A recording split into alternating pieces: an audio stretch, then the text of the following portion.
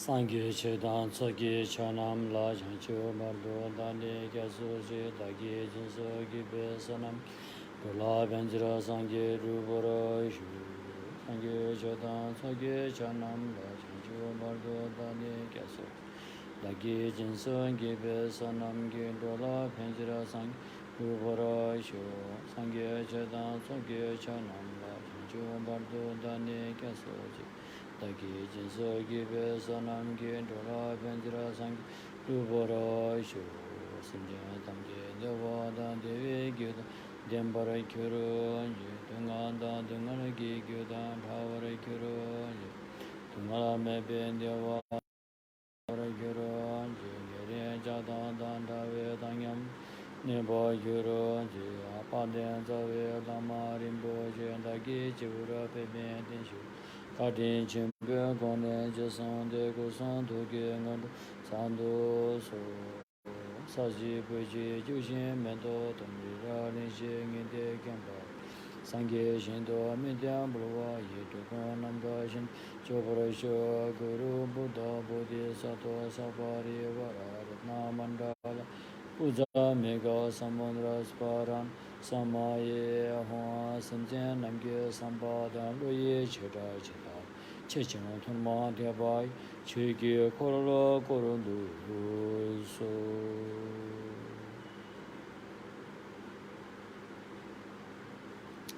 सम्पूर्ण प्राणीहरूको हितार्थ कल्याणार्थ सम्मा बुद्धिज्ञान प्राप्त गर्ने मनसायको साथमा मानव चलमा भइपरिआएकै यस विषम परिस्थिति महामारी रोगबाट शीघ्र स्वास्थ्य लाभ भएर अन्ततगत बुद्धिज्ञान लाभ गर्न सकुन् भन्ने मनसायले सद्धम्म देशमा सुनिदिनु हुन विनम्र अनुरोध गर्दछु।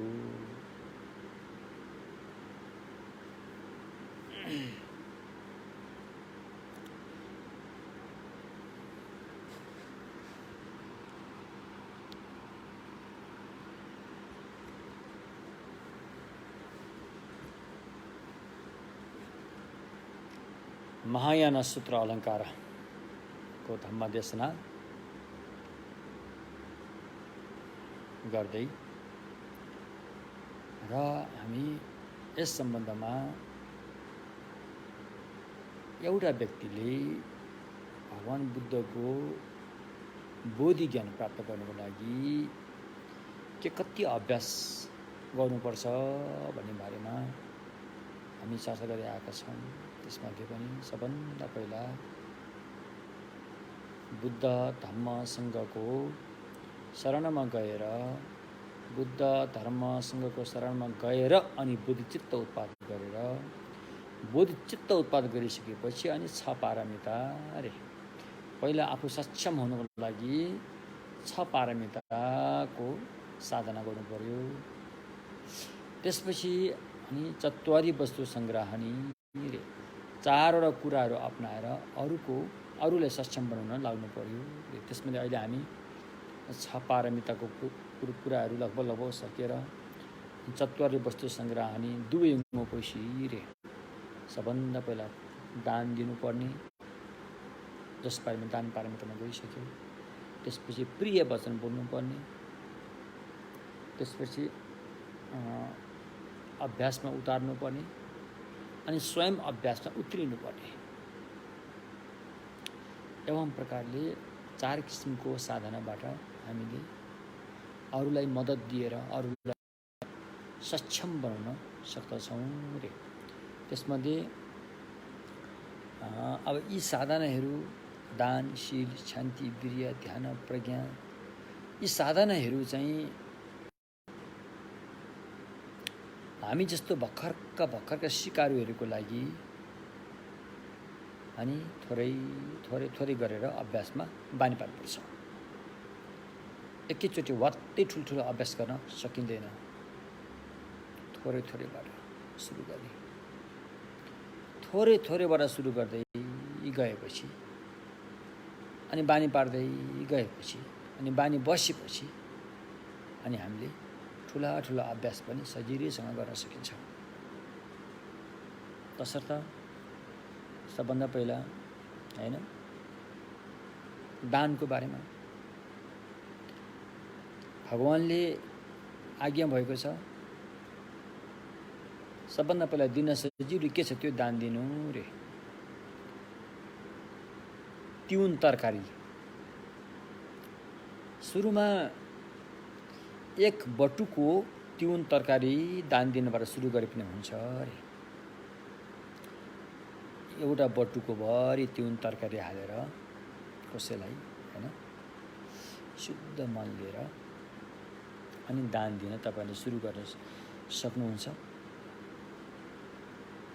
त्यसपछि त्यो दानको अभ्यासलाई बिस्तारै बिस्तारै विकास गर्दै अगाडि बढ्दै गएपछि त्यो दिन पनि आउँछ कि तपाईको शरीर पनि 1 बटुको तिउन जस्तै देख्न थालिन्छ।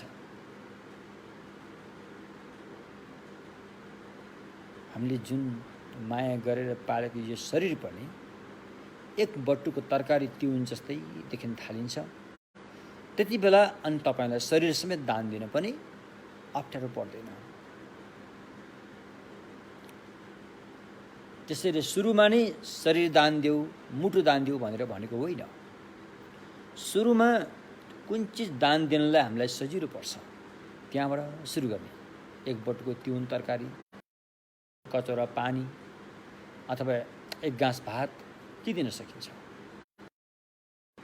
एउटा टालो लुगा के दिन सकिन्छ। त्यहाँबाट प्रारम्भ गरेर अनि बिस्तारै अगाडि बढ्दै जाने। जब जब बानी बस्दै जान्छ तब तब सजिलो हुँदै जान्छ। त्यो दिन आउँछ अनि कि आफ्नो यो शरीरलाई पनि 1 बटुको तिउन तरकारी जस्तै रूपमा देखिने अवस्था आउँछ। त्यस्तो अवस्था, त्यस्तो अनुभव जागिसकेपछि अनि शरीरै दान दिन परे तापनि अनि गाह्रो हुँदैन, अप्ठ्यारो हुँदैन। हामीले शरीरलाई नै दान दिन सकिन्छ। यदि बोधिसत्व पुरुष हो भने उसको श्रीमती, उसको छोराछोरी को पनि अनुमति लिएर यदि उहाँहरू त्यसमा खुसी छन् भने अनि श्रीमती छोराछोरीलाई पनि दान दिन सकिन्छ। यदि बोधिसत्व नारी हुनुहुन्छ, महिला हुनुहुन्छ भने आफ्नो श्रीमान, आफ्नो छोराछोरी अनुमति लिएर तपाईको साधनामा उहाँहरू पनि खुसी हुनुहुन्छ भने तपाईले दान दिन सक्नुहुन्छ। यस्तो प्रकारले अनि बोधिसत्वले चाहिँ त्यस्तो अवस्थामा पुगेपछि दान दिन सक्नुहुन्छ।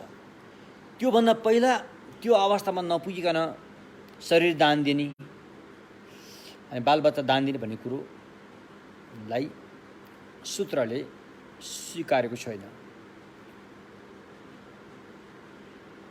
किनकि त्यति बेला जबसम्म हामी त्यो अवस्थामा पुग्दैन तबसम्म चाहिँ शरीर काटेर दान दिँदाखेरि हामीलाई दुख्न सक्छ, खप्न नसक्ने वेदना पर्न सक्छ।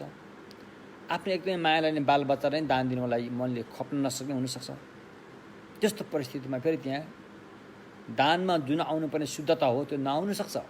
तसर्थ त्यो अवस्थामा नपुगुन्जेलसम्म, कुन अवस्था, जुन अवस्थामा तपाईँको शरीरलाई पनि 1 बटुको तिउन तरकारीको रूपमा हेर्ने अवस्थामा पुगिँदैन, त्यहाँ नपुगुन्जेलसम्म शरीरलाई सिधै दान नदिनु रे।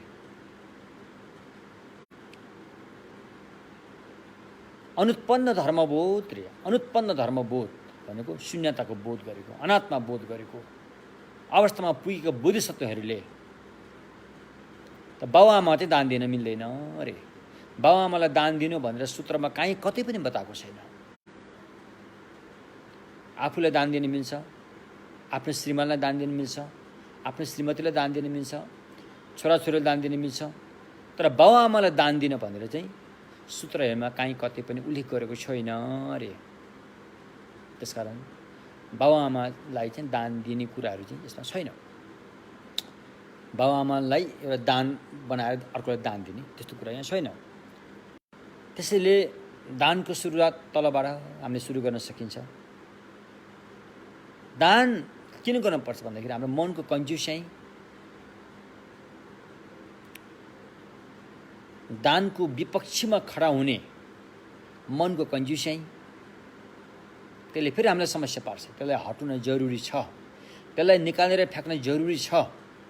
त्यसकारण त्यसलाई निकालेर फ्याँक्नु भने के हो भन्दाखेरि तपाईँ हरदम हर हमेसा हर पल दानको पक्षमा खडा हुन सक्नु पर्यो। दानको पक्षमा खडा हुन सक्न सफल भयो भनेदेखि अनि त्यही हो दानको फल, त्यही हो दान दिएबाट अहिले हामी उपलब्धि हुने। दानको पक्षमा दान दिनुपर्छ, दान दिनु हुन्छ, दान दिनु राम्रो हो भन्ने पक्षमा उभिन सकियो भनेदेखि अनि उसको चाहिँ दान पारमी पनि पुरा हुँदै जान्छ। र त्यो अवस्थामा नपुगुन्जेलसम्म हामीले दानको साधना निरन्तर गर्नुपर्छ। त्यस्तै शील पनि भगवानले सिकाएको अनुशासनहरू छन्।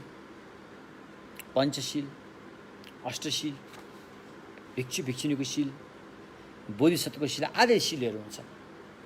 यी अनुशासनहरू पनि हामीले वात्तै एकैपल्ट पालन गर्नुपर्छ भनेर जबरजस्ती छैन। यी शीलहरू पनि आफै कहाँसम्म पालन गर्न सकिन्छ त्यति मात्रै सुरुमा लिने, आफूले पालन गर्न सक्ने शील मात्रै लिने, त्यसलाई बानी पार्दै लिएर गएपछि अनि अगाडि बढ्ने। बानी पर्दै तपाईँले ठुला ठुला शीलहरू पनि लिन सक्नुहुन्छ, त्यति गाह्रो हुँदैन हैन। जस्तो अहोरात्रको शील, अहोरात्रको शील भनेको अष्टशीलको उपवास व्रत। अष्टशील 8वटा नियमहरूमा चाहिँ एक दिन एक रातको व्रत जुन गृहस्थीहरूले बस्नुहुन्छ, त्यस्तो शीलहरू भयो। अब यस्ता शीलहरू आफूले कति लिन सकिन्छ त्यति लिन सक्नुपर्छ। तर अरूले थर्काएर, अरूले त्यो करकाप गरेर लिने होइन, आफू स्वेच्छाले उत्साहित भएर लिन सकेको हुनुपर्छ। एवं प्रकारले त्यस्तो शान्ति पनि थियो, सहनशीलता पनि थियो। हामी सुरुमै शत्रुको अगाडि गएर म सहन्छु भनेर बस्न गाह्रै होला। सुरुमा हामीले सहन सक्ने व्यक्ति को छ उसबाट प्रारम्भ गरेर सुरु गरेर अनि भयानक शत्रुहरूको सामना गर्दाखेरि पनि हामीले सहन सकिन्छ। मन न हो, मनै त हो। मन भन्ने चिज के हो यो एउटा अचम्मको छ। मन भन्ने चिज यस्तो जता बानी पारे उतै लम्किँदै जान्छ, यो उतै बानी पर्छ, यो लिमिटलेस भएर जान्छ। यो यसको कुनै यहाँ पुगेपछि टुङ्गिन्छ भन्ने कुरो हुँदैन। त्यसकारण मन भन्ने यस्तो चिज हो जता बानी पर्यो उतै लम्किँदै जान्छ। त्यसकारण यो राम्रो पक्षमा, राम्रो सम्यक मार्गतर्फ मनलाई फर्काएर बानी पार्न सक्यो भनेदेखि मन पनि सम्यक मार्गमा हैन निरन्तरता अगाडि बढ्दै जान्छ र अनि हामी सहन सक्छौँ। त्यस्तै वीर्य भनेको उत्साह भएर कुशल कर्म गर्नमा उत्साहित हुनु, हरदम हर हमेसा हैन जागरुक हुनु, त्यो भयो। त्यस्तै ध्यान पनि त्यस्तै सुरुमा थोरै गर्ने, अनि सुरुमा 5 मिनट किन नहोस् गरिहाल्ने। सुरु त गर्नु पऱ्यो नि, पाइला त चाल्नु पऱ्यो नि। 5 मिनट किन नहोस् गरिहाल्यो, त्यसपछि 10 मिनट, 15 मिनट, 20 मिनट गरेर 1 घन्टा, घन्टौँसम्म लान सकिन्छ। आखिरमा मनै त हो, मनै त हो। मनलाई जता बानी पारे उतै जाने त हो। त्यो मनको एउटा गुण छ। यो भौतिक वस्तुमा त्यस्तो हुँदैन। भौतिक वस्तुहरूको चाहिँ सीमा हुन्छ, त्यो सीमा नागेर उता जान सक्दैन। तपाईँ जतिसुकै उफ्रे पनि त्यो उफ्रेको एउटा पुग्ने सीमा हुन्छ, त्यहाँ पुगेपछि तपाईँ फर्किन्छ। तर मन भन्ने चिज त्यस्तो होइन, बिल्कुलै फरक हुन्छ। मन भन्ने चिज जति उफाएर झन् माथि पनि जान सक्छ, नफर्किन पनि सक्छ। भौतिक चिजबिजहरू भने त्यस्तो हुँदैन, त्यो एउटा सीमामा सीमित रहन्छ, त्यहाँ पुगेपछि फर्किन्छ। त मन त्यस्तो हुँदैन, यो एउटा अचम्मको कुरा छ। त्यसो भएकोले मनमा त्यस्तै एउटा शक्ति, त्यस्तै एउटा सद्गुण भएकोले यही मन भोलि गएर बुद्ध बन्न सक्छ भनेर भगवानले भन्नुभएको कारण पनि त्यही हो। र यी कुराहरूले बुझेर त्यस्तै प्रज्ञा पनि त्यस्तै। प्रज्ञा सुरुमा थोरै थोरैको अर्थ बुझ्ने कोसिस गर्ने अनि अगाडि बढ्दै जाने। अगाडि बढ्दै गएपछि अनि त्यति गाह्रो हुँदैन। विद्वान वर्गले भन्नुभएको छ बानी पार्यो भने हरेक कुरा चाहिँ सजिलो हुन्छ अरे। बानी पार्यो भने हरेक कुरा सजिलो हुन्छ अरे। सजिलो नहुने त्यस्तो केही कुरो छैन। बानी पारेपछि चाहे त्यो राम्रो पक्ष होस् चाहे त्यो नराम्रो पक्ष होस्, नराम्रो पक्षमा नसा बानी पर्यो भने त्यो खतरा हुन्छ, भविष्य अँध्यारो हुन्छ। राम्रो पक्षमा बानी पार्यो भने भविष्य उज्यालो छ, हैन? तपाईँ एकजनाको मेहनतले कयौँ व्यक्तिहरूले त्यो सुख पाउन सक्छ। तपाईँ एकजनाको परिश्रम, एकजनाको उत्साहित मेहनतले करोडौँ प्राणीहरूले चाहिँ सुख पाउन सक्छन्। यस्तो चलाउ हाम्रो यो। तसर्थ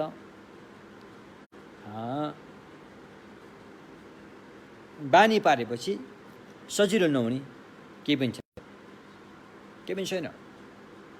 पीडा थोरै थोरै खप्दै गयो भने ठुल्ठुलो पीडा पनि खप्न सकिन्छ।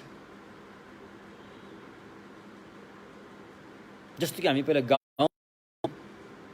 गाउँको वातावरणमा हुर्किँदाखेरि त्यति बेला जुत्ता चप्पल लाउने चलन कमै थियो। हामी प्रायः नाङ्गो खुट्टा हिँड्थ्यौँ, घाँस काट्दा, बाख्रा हेर्दा, गाई भैँसी हेर्दा, अनि खेतमा कुटो कोदालो गर्दा प्रायः हाम्रो खुट्टा नाङ्गै हुन्थ्यो। नाङ्गे हिँड्दाखेरि खुट्टामा केही पनि बिजाउने खासै केही हुँदैन थियो। काँटा माथि टेक्दाखेरि पनि त्यो काँटा भाँचेर जान्थ्यो, खुट्टाभित्र पस्दैन थियो। खुट्टा त्यति साह्रो भइसकेको थियो। तर अब जब हामी चाहिँ सहरी इलाकामा बस्न थाल्यौँ, यो खुट्टाको चाहिँ बढी पालन पोषण भएपछि अब यो खुट्टा हाम्रो लागि घाँडो भयो। अब हामी नाङ्गो खुट्टा हिँड्न सक्दैनौँ। हाम्रो लागि चप्पल अनिवार्य चाहिन्छ। सानातिना ढुङ्गाहरूमा टेक्दाखेरि हाम्रो खुट्टामा बिजाइजान्छ। यो सबै बानी परेर भएको। तर हामीले अर्को तर्फ बानी पार्यौँ भने त्यो पनि त्यस्तै भएर जान्छ। त्यसो भएकोले बानी पारिसकेपछि सजिलो नहुने केही पनि छैन भनेर विद्वान आचार्य शान्तिदेवले चाहिँ बताउनु भएको होइन। घुम्न लाउर मिगिरुबे मोदी खाएँ यो मैले बानी पारिसकेपछि सजिलो नहुने त्यो केही पनि छैन। हरेक कुराको सजिलो छ। गाह्रो तबसम्म हुन्छ जबसम्म बानी पर्दैन। बानी परेपछि सबै सजिलो हुन्छ अरे। त्यस प्रकार अनि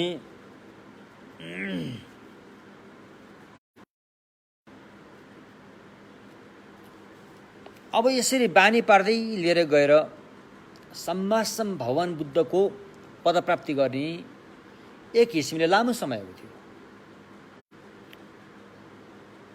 हामी भर्खर काम गर्दैछौँ, सुरुवात हुँदैछ, बुद्ध बन्ने सुरुवात त गर्दैछौँ। अब यहाँबाट चाहिँ माथि बुद्ध भूमिसम्म पुग्ने एक किसिमको हेराइले त्यो लामो समयको दूरी लामो हो। त अर्को किसिमले हेऱ्यो भने छोटो हो। फेरि एक क्षण मात्रै हो। फेरि एक क्षण भन्न पनि मिल्छ त्यसलाई।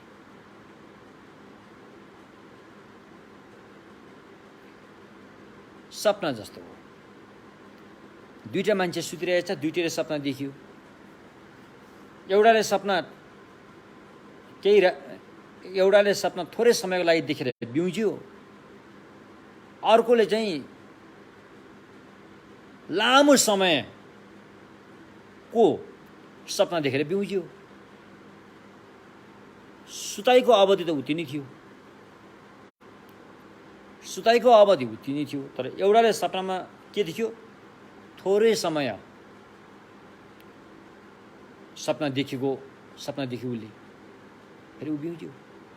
अर्कोले के देख्यो? लामो समयको सपना देख्यो उसले, त्यसरी बिउज्यो। बिउजिसकेपछि फेरि एउटै हो।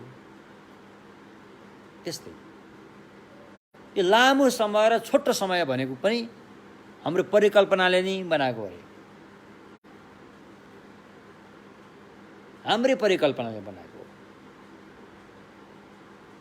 हामी भन्ठान्छौँ म 80 वर्ष पुगेँ, 90 वर्ष पुगेँ, 100 वर्ष पुगेँ, 50 वर्ष पुगेँ भन्ठान्छौँ।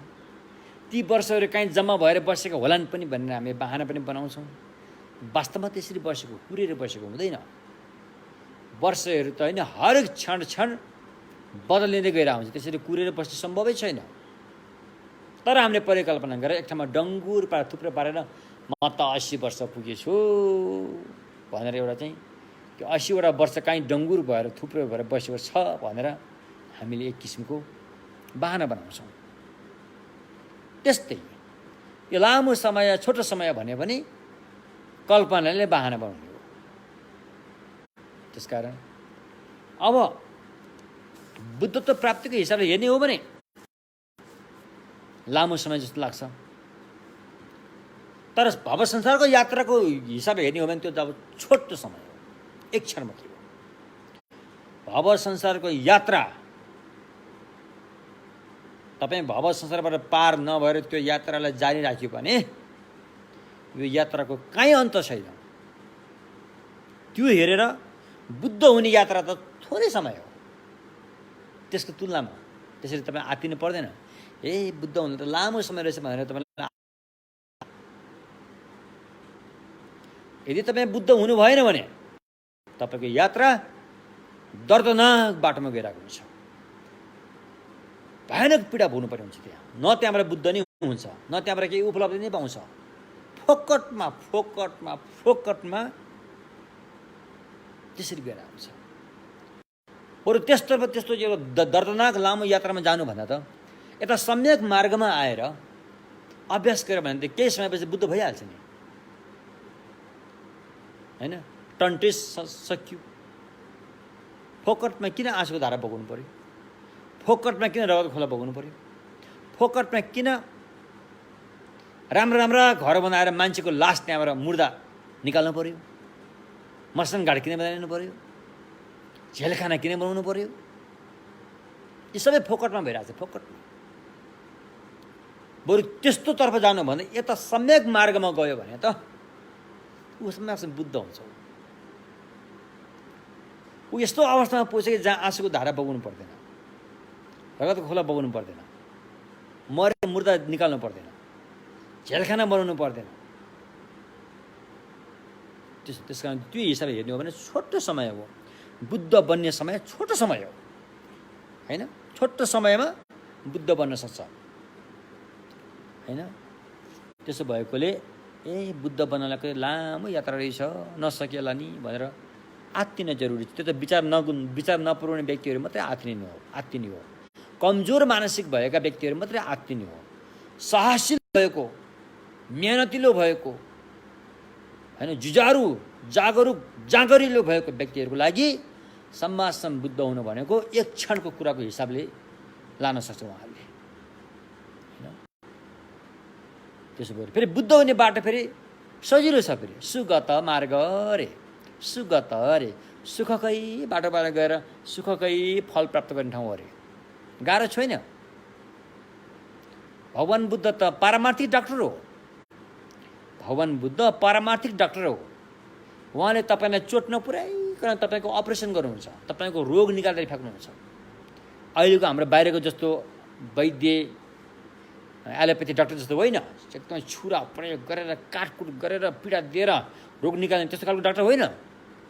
भगवान बुद्ध त यस्तो डाक्टर हो कि तपाईँलाई काहीँ चोट नपुर्याइकन नदुखाइकन तपाईँको रोगलाई थपक्कै निकालेर चाहिँ फ्याँक्ने यस्तो खालको सक्षम भएको, उपाय कौशल भएको डाक्टर हुनुहुन्छ,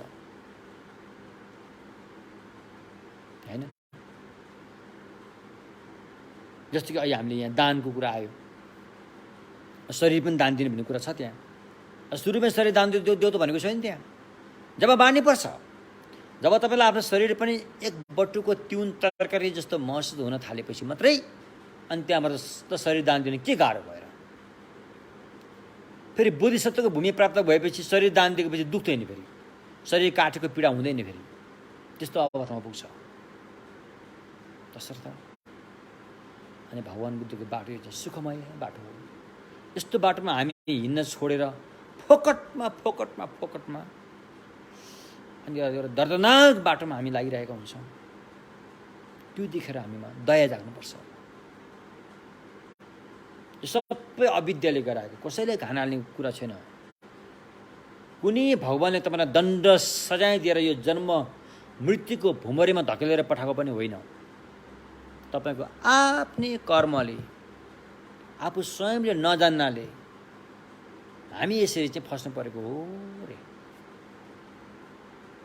भगवानको मार्गमा यस्तो छ कुराहरू।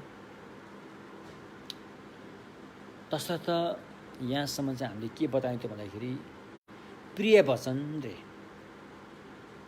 प्रिय वचन गरेर आफू स्वयं अभ्यास के भन्छ अरूलाई अभ्यास गराउनु रे, अरूलाई सिकाउनु रे। ज्ञान मात्र सुनेर पुरा हुँदैन। त्यतिसुकै ज्ञान मात्रै सुने पनि अभ्यासमा उत्रिन सकिएन भनेदेखि त्यो अपुरै रहन्छ। 1, 2, 3 कुनै पनि हालतमा अभ्यास गरेरै छोड्नुपर्छ। अब हामीले अरूलाई अभ्यास गराउँदाखेरि पहिला आफू अभ्यास गरेको नमुना देखाउनुपर्छ अरे। आफू अभ्यास गरेको नमुना देखाएन भने फेरि अरूले अभ्यास गर्न जान्दैन। त्यसैले तपाईँ आफूलाई साधक साधिकाको रूपमा उतारेर अभ्यासको नमुना देखाउनु पर्यो अरूलाई। नमुना पनि राम्रो नमुना देखाउनुपर्छ। खराब नमुना देखायो भने फेरि त्यो व्यक्तिले पनि खराबै किसिमको बानी बसाल्छ। राम्रो नमुना देखाउनु पर्यो। जति राम्रो नमुना देखाए उति राम्रो भएर जान्छ। बुझ्नुभयो नि? त्यसैले अब चत्वादी वस्तु सङ्ग्रहणीमा चौथो कुरो चाहिँ हैन, अरूहरूलाई अभ्यासमा जुट्नको लागि तपाईँ स्वयं आफू अभ्यासमा जुट्नुपर्ने हुन्छ। आइपछि हामीले के गर्छौँ त भन्दाखेरि नमुना राम्रो नमुना खोजेर त्यसको अनुसरण गरेर हामी जाने गरेका हुन्छौँ। राम्रो उदाहरण, नमुना, उपमा, दृष्टान्तहरू खोजेर म पनि त्यस्तो हुनु पर्यो, त्यस्तो बन्नु पर्यो। हाम्रो बालबच्चा पनि अरूहरूको राम्रो नमुना देखेर मेरो बालबच्चा पनि त्यस्तो भइदियो हुन्थ्यो, उस्तो भइदियो हुन्थ्यो भनेर गर्छु नि है। त्यसकारण राम्रो हुनुपर्छ। अहिले हामीले हरेक पुण्य आर्जन गरिसकेपछि, साधना गरिसकेपछि, विशेष गरेर बुद्धिसत्व मार्गमा अन्यमा त्यो पुण्यलाई परिणाम ङोवा गर्ने गरेछ। ङोवा गर्दाखेरि त्यहाँ नमुना लिएको छ। नमुना जसरी पहिलाका भगवान बुद्धले ङोवा परिणामना गर्नुभयो, त्यसै गरी मैले आर्जन गरेको यो पुण्य पनि त्यसरी नै परिणामना गर्दछु रे। फेरि त्यहाँ भनेको छ झ्याम्पल पाउ चित्र खेम्पा त कुन्तु साम्बोले। जसरी मञ्जुश्रीहरू उनी राम्रा व्यक्ति हुन्। मञ्जुश्री भनेको राम्रा व्यक्ति हुन्। समन्त भद्र उहाँ पनि राम्रा व्यक्ति हुन्। जसरी मञ्जुश्री र समन्त भद्रले आफूले गरेको पुण्यलाई परिणामना गर्नुभयो, म पनि उहाँहरूको अनुसरण गरेर मैले गरेको पुण्यलाई पनि त्यसै गरी परिणामना गर्दछु भनेर म अगाडि नमुना लिएको। राम्रो व्यक्तिको नमुना लिएर अगाडि बढ्यो भने हामी पनि सफलता प्राप्त गर्छौँ नि त हैन। तपाईँ माथि जाने हो भने माथिकै नमुना लिनुपर्छ। तलतिरको नमुना हेरेर माथि पुग्दैन। माथिकै नमुना लिनुपर्छ। तसर्थ जस्तो कि अब हामीले कसैले कि दान दियो, धम्मदेशना गरियो अनि उसलाई चाहिँ अभ्यास गर्न सिकाइन्छ। यसरी अभ्यास गर, उसरी अभ्यास गर भनेर हामीले सिकाए तापनि ऊ अल्छी भयो, ऊ आलसी भयो, ऊ निराश भयो, ऊ बेहोसियारी भएर चाहिँ उत्साह जागेन, जागरुक जुझारु भएर जागरण हुन सकेन, मेहनत गर्न सकेन भने अनि त्यो व्यक्तिलाई तपाईँ स्वयं खटेर लगाउनुपर्छ हैन। जस्तो कि तपाईँको घरमा परिवार होला, छोराछोरीहरू होलान्, तपाईँ बुवा आमा भएको नाताले औ बाबु ल फलानु अष्टमीको दिन अथवा पूर्णिमाको दिनमा त म त गुम्बामा जान्छु नि, तिमी पनि जाउँ है भने म त जान्न, मेरो त त्यो दिन छुट्टी हो, गर्नुपर्छ के गर्नुपर्छ नयाँ गर्नुपर्छ, यसरी गुम्बामा जाने समय छैन भनेर भन्छ उसले। अनि त्यो दिन तपाईँले त्यसलाई त्यतिकै छोड्ने हो, अरू उपाय छैन।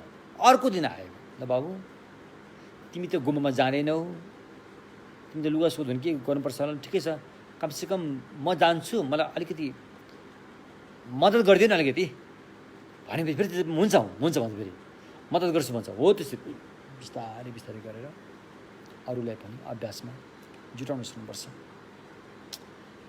एवं प्रकारले अनि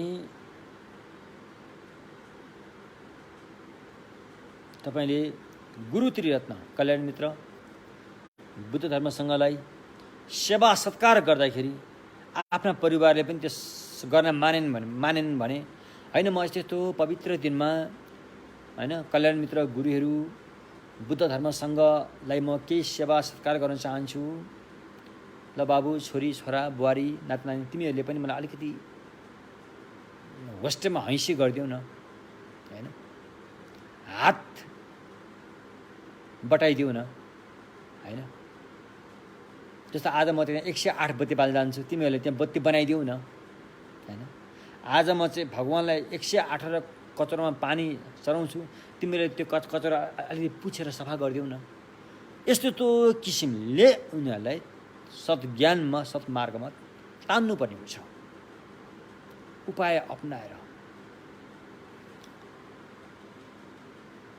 तसर्थ यी कुराहरूलाई मनन गरेर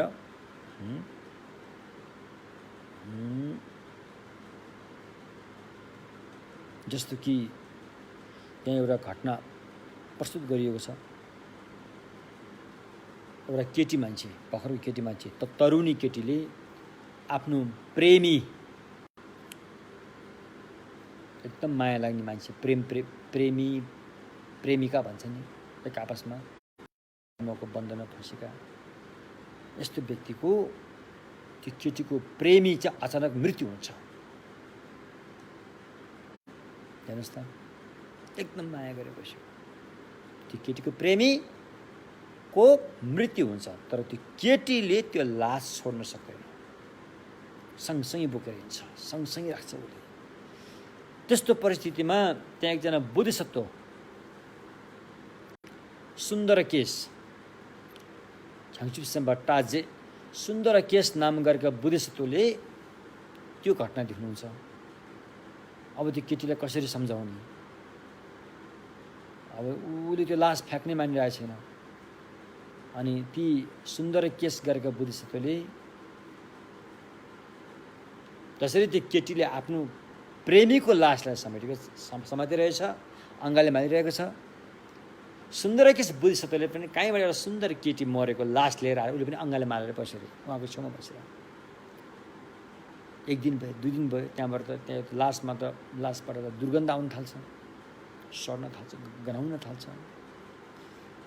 अनि त्यो केटीले भने छिछि तैँले समाते लास त दुर्गन्ध आयो, गना त्यो फ्याँकिहाल भन्यो अरे। सुन्दर केश बोधिसत्वले पनि तिमीले समाएको लास पनि त यस्तै हो नि, तिमी पनि त्यसलाई फ्याँक्दियौ न भन्छ। अनि बल्ल उसले फ्याँक्छ। यस्तो किसिमले होइन, यस्तो किसिमले पहिला आफूले गरेर अनि अरूलाई गराउन सक्नुपर्छ। एवं प्रकारले अनि यो अभ्यास गर्दाखेरि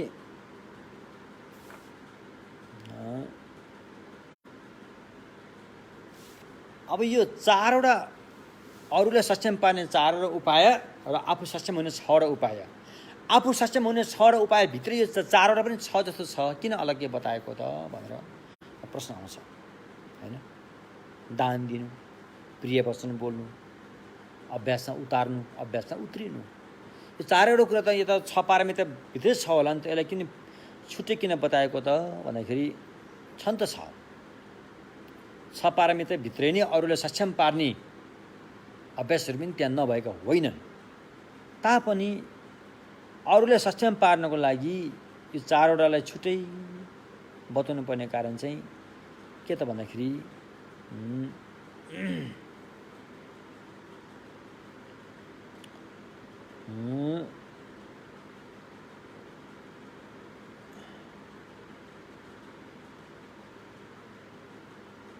चारवटा अरूलाई सक्षम पार्ने 4वटा विषय मध्ये सबभन्दा पहिला दानै आयो। दान त पहिला 6 पारमिताभित्रको पहिलो विषय नै भइहाल्यो, दान पारमिता भइहाल्यो, त्यो त्यसमै गइहाल्यो। बाँकी तीनटा हैन, प्रिय वचन बोल्ने, अभ्यासमा उत्रिने र अभ्यासमा उतार्ने र अभ्यासमा उत्रिने, यो तीनटा कुरा चाहिँ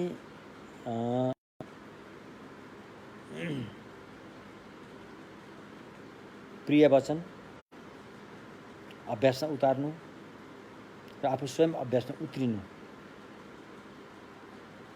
हैन।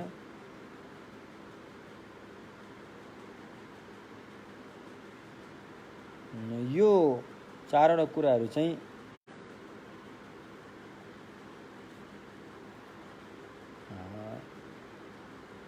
छ पारमितालाई चाहिँ आफू सक्षम हुनुको लागि जोड दिएको छ, त्यसतर्फ जोड दिएको छ। छ पारमिताबाटै अरूलाई सक्षम बनाउन पनि सकिन्छ, तर चाहिँ आफू सक्षम हुने ढङ्गले चाहिँ अगाडि बढिरहेको हुन्छ भने यो चारवटा कुराबाट चाहिँ त्यहाँ पनि आफू सक्षम हुनलाई प्रयोग गर्न सकिन्छ, तापनि अरूप्रति चाहिँ जोड दिएर यसलाई प्रयोगमा ल्याइन्छ हैन। केही दान दिनु, अरूलाई देऊ भने अरूलाई बढी अरूको हितकारी हुनलाई भनौँ न। अब माथि दान पारमिता आयो, माथि दान पारमिता आएको चाहिँ आफू सक्षम हुनलाई, आफ्नो मनको कन्जुसियाँ फ्याँक्नको लागि, कन्जुसियाँ तोड्नुको लागि हामीले दान गर्छौँ। छ पारमिताभित्रको दान। अब चारवटा जुन अरूको हित गर्ने चारवटा कुराभित्रको दान चाहिँ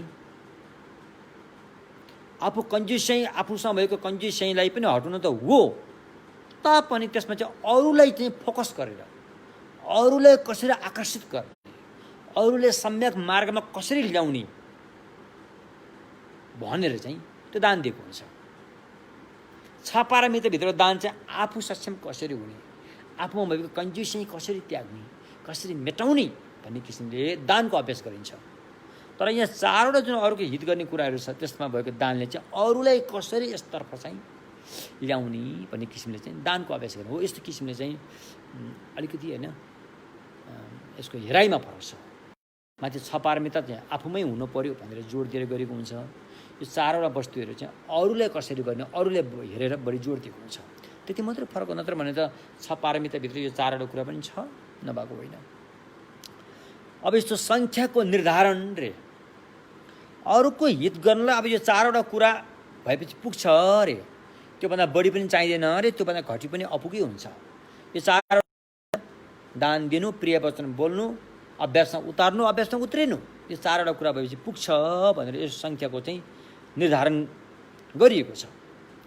कसरी भन्दाखेरि अहिलेको फाइदाको लागि हैन एउटा, अन्तिमको फाइदाको लागि एउटा हैन, तीनटा। अहिलेको फाइदाको लागि चारवटा छ नि त, अहिलेको फाइदाको लागि चाहिँ एउटा, अन्तिमको फाइदाको लागि तीनटा गरेर चारवटाको सङ्ख्या पनि निर्धारण गरिन्छ। अरूलाई सक्षम बनाउने काम चाहिँ चारवटा हुनपर्छ, त्यो चारवटामा पक्का छ। चारवटा मध्ये एउटा कामले चाहिँ अहिलेको लागि फाइदाको लागि प्रयोग गरिन्छ, बाँकी तीनटा चाहिँ पछि अन्तको लागि फाइदा हुने कामको लागि प्रयोगमा ल्याइन्छ। त्यो कसरी भनेपछि जस्तो दान भयो, दान हैन, छ पारमिता मध्ये दान पारमिता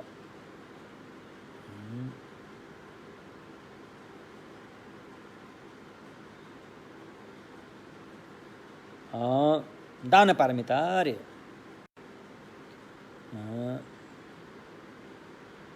दान पारमिताले चाहिँ अब यसै मतलब अहिले यो लोक परलोक दुवैमा अहिले चाहिँ हामीलाई चाहिँ मद्दत दिइरहेको हुन्छ, फाइदा दिइरहेको हुन्छ।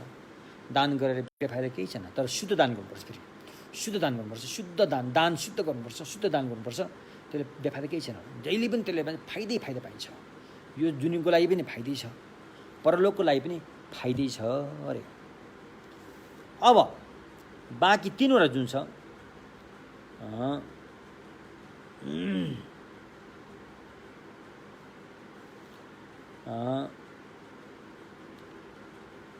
प्रिय वचन भने प्रिय वचन बोल्नु रे, प्रिय वचन बोल्नु भनेको चाहिँ छ पारमिताको दानशील शान्ति प्रिय ध्यान प्रज्ञा, दानशील शान्ति प्रिय ध्यान प्रज्ञा चिम्ब चुन्जिम सुब चुन्जिस्ने शरक।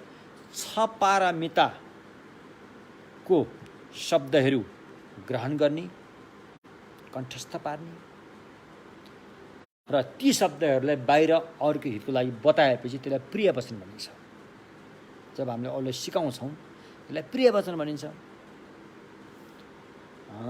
जब सिकाइसकेपछि त्यसको अभ्यास गर्न पनि सिकाउनु पर्यो। त्यसको अभ्यास गर्न सिकाउनको लागि चाहिँ होइन, त्यसलाई पटक पटक सिकाउनु पर्यो। त्यो वीर्य पारमितासँग सम्बन्ध छ। पटक पटक तत्परताका साथ पटक पटक पटक सिकाउनु पर्यो होइन। अब त्यो साधनामा लागिसकेपछि अनि त्यसलाई निरन्तरता दिनु पर्यो फेरि, नत्र त पुरा हुँदैन नि त। फेरि अलि गऱ्यो अलि छोड्यो, अलि गऱ्यो अलि छोड्यो गरेर त पुरा हुँदैन। तर निरन्तरता दिनु पर्यो। आँटेको काम जब आँटेकै त्यो चाहिँ फत्ते गरेर छोड्नु पर्यो हो, त्यसको चाहिँ निरन्तरता दिनु पर्यो होइन। त्यो निरन्तरताभित्र चाहिँ अनि शील के हो, पहिला दान त गइहाल्यो, वीर्य गयो, अनि त्यसपछि जुन त्यसरी दान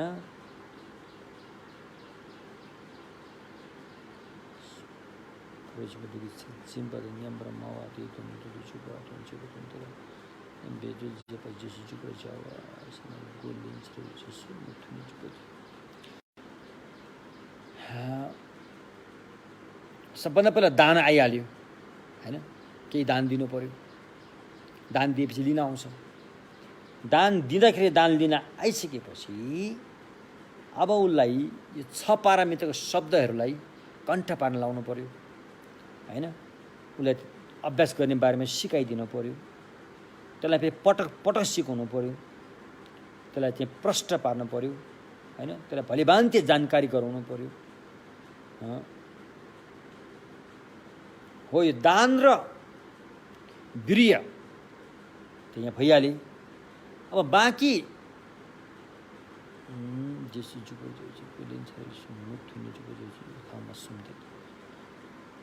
अनि बाँकी जोस् दान दिँदाखेरि चाहिँ होइन,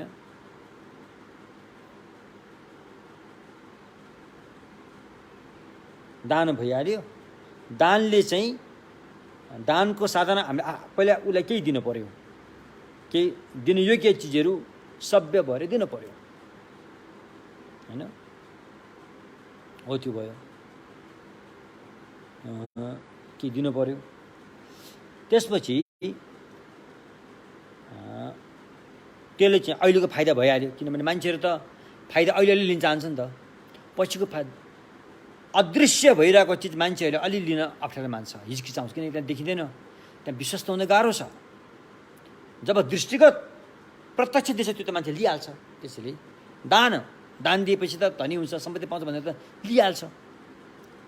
दान पाएपछि उसले अहिलेकै यही जुनीको फाइदा उसले देखिहाल्छ होइन। त्यसरी सुरुमा त्यो दान दिने काम गरिन्छ।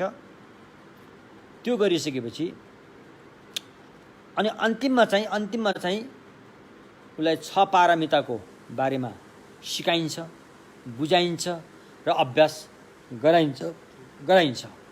त्यो भएन। दान दिइसकेपछि उसलाई यति काम गर्छ। दान दिइसकेपछि उसलाई 6 पारमिताको बारेमा सिकाइन्छ, बुझाइन्छ, अभ्यासमा जुटाइन्छ र त्यो अभ्यासलाई फेरि निरन्तरताका साथ पटक पटक पटक गर्न लगाइन्छ। त्यो अभ्यासलाई निरन्तर गर्नको लागि चाहिँ अनि प्रिय वचन अभ्यास जोस् पटक पटक पटक गर्नको लागि चाहिँ बाँकी अभ्यास। पहिला दान दिएको दानलाई उसले सिकायो नि, सिकाइसकेपछि त्यसलाई निरन्तर दिनको लागि चाहिँ पटक पटक प्रिय वचनले सिकाउनु पर्यो, अभ्यास गराउनु पर्यो, अभ्यासमा उत्रिनु पर्यो, आफूसँग उत्रेर देखाउनु पर्यो।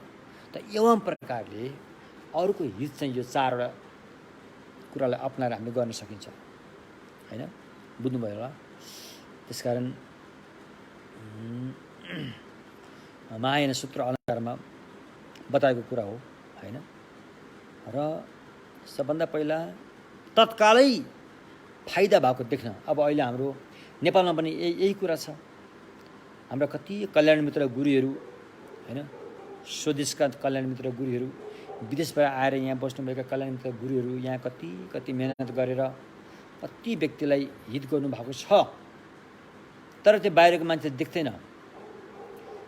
बाहिरको मान्छेले के देख्छ भन्दाखेरि त्यहाँ शिक्षा, स्वास्थ्य हैन, घाँस बाँस कपासको चाहिँ सबै कुरा बाहिर खुलस्त पारेर देखाइदियो भने मात्रै ल यसले त गरेछ भनेर देख्छन् हैन। अहिले हाम्रा कल्याण मित्र गुरुहरू एउटा बिहार एउटा गुम्बा बनाएर त्यो भित्र सबै गरेर त त्यही काम गरेर हुन्छ। तर बाहिर खुल्ला भएर अरूले त्यो देखिरहेको हुँदैन। अनि यिनीहरू यति बस्दै यिनीहरूले केही गरेको हुँदैन भन्ने किसिमले त्यति जुन एउटा आउनुपर्ने हो मनमा त्यो आइरहेको हुँदैन।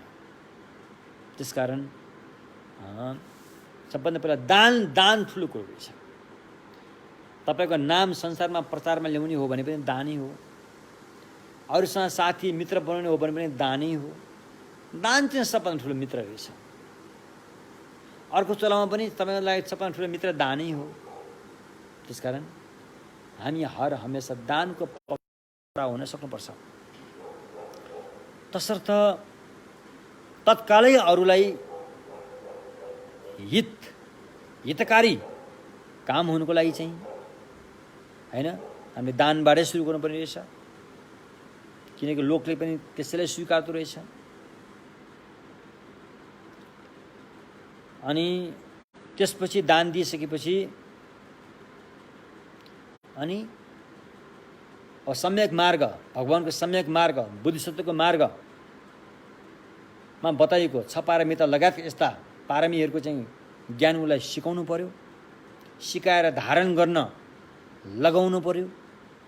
धारण गरिसकेपछि त्यसलाई अभ्यासमा जुटाउनु पर्यो। अभ्यासमा जुटाउँदाखेरि स्वयं पहिला आफू नमुना भएर प्रस्तुत भएर आफू स्वयं अभ्यासमा उत्रिएर उसलाई सक्षम बनाउनु पर्यो। यस्तो किसिमले हैन। अनि यो अभ्यास यसरी गराइन्छ अरे।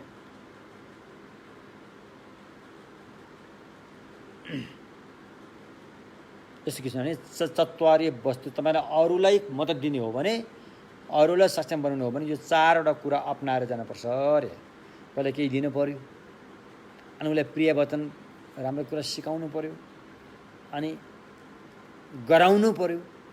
यदि उसले गर्न अप्ठ्यारो भयो महसुस गर्यो भने गरेर देखाउनु पर्यो। यो 4वटा कुरा हो। यसैबाट हो हामीले देश समृद्ध पार्ने पनि यहीबाट हो। आफ्नो परिवार समृद्ध पार्ने पनि यहीबाट हो हैन। विद्यालयमा अध्यापकले अध्यापन गराउँदाखेरि विद्यार्थीलाई सिकाउने तरिका पनि यही हो। आध्यात्मिक ज्ञानमा लाएर माथि समाजसम्म बुद्ध भूमिसम्म पुर्याउने तरिका पनि यही हो। यो सबैमा लागु हुन्छ। यो विश्वव्यापी एउटा अनुशासन हो। यस्तो किसिमले गरिन्छ अरे।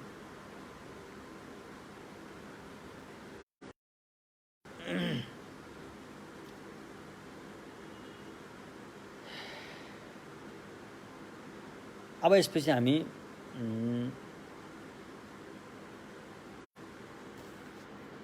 यो चत्वारी वस्तु सङ्ग्रहणीको कुरालाई टुङ्ग्याउनेतर्फ हामी लाग्नेछौँ हैन।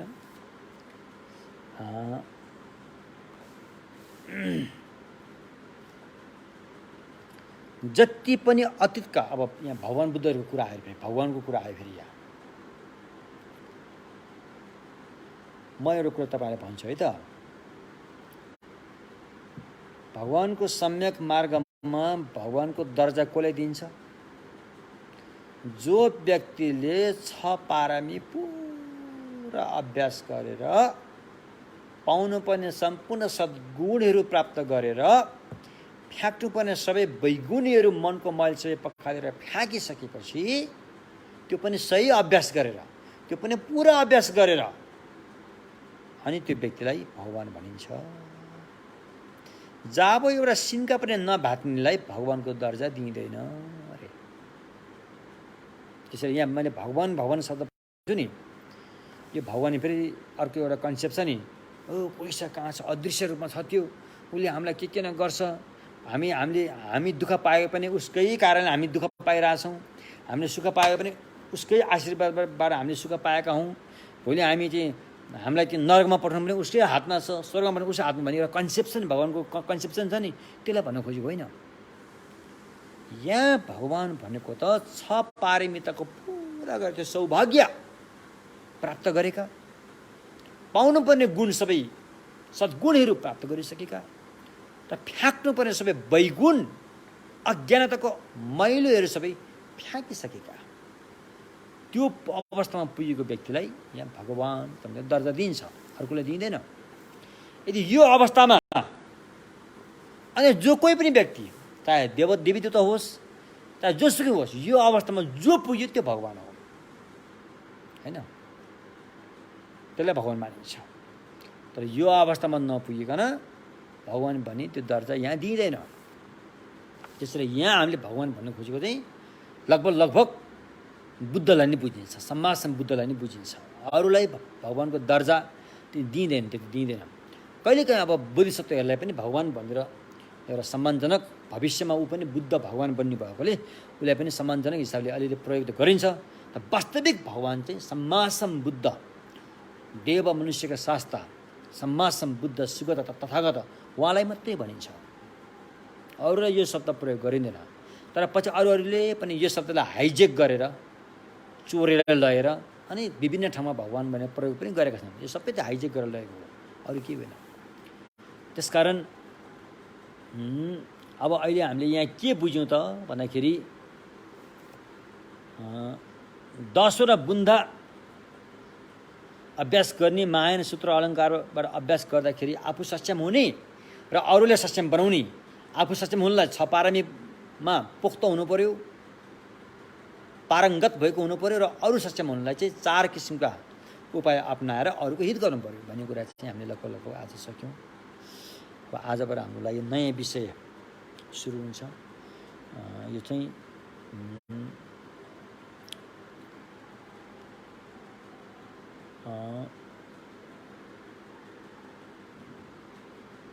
आजबाट चाहिँ मार्ग भूमिको कुरामा सुरु हुन्छ, होइन? बोधिसत्वको मार्ग के हो, कति भूमि हुन्छन्, कुन मार्गबाट कतिवटा भूमिको खुड्किला चढेर अनि बुद्ध भूमिमा पुग्न सकिन्छ, कुन कुन भूमिमा पुगेपछि के कस्ता अनुभूतिहरू जाग्छन्, म यो भूमिमा छु भन्ने कुरा, म यो मार्गमा छु भन्ने कुराको सङ्केतहरू के दिन्छ, यी सारा कुराहरू चाहिँ अब सुरु हुन्छ। त्यसैले अब बोधिसत्वको भूमिमा चाहिँ, बोधिसत्व यानमा चाहिँ 5 मार्ग छन्, 5वटा मार्ग छन्। मार्ग सत्य, मार्ग सत्य भनेको अलिकति फरक छ। मार्ग सत्य चाहिँ मार्गै हो, तर मार्ग सबै मार्ग सत्य होइनन्। 5 मार्गमध्ये 3 मार्ग चाहिँ मार्ग सत्य नै हुन्, तर 2टा मार्ग चाहिँ मार्ग मात्रै हुन्, मार्ग सत्य होइनन्। 5 मार्ग कुन हुन् भन्दाखेरि सम्भार मार्ग, प्रयोग मार्ग, दर्शन मार्ग, भावना मार्ग र अनि अशैक्ष मार्ग, अरे छोलम, ज्योर्लम, थौलम, गौलम, मिलोपिलम, यी 5 मार्गहरू छन्। बोधिसत्वको जुन मार्गमा 5वटा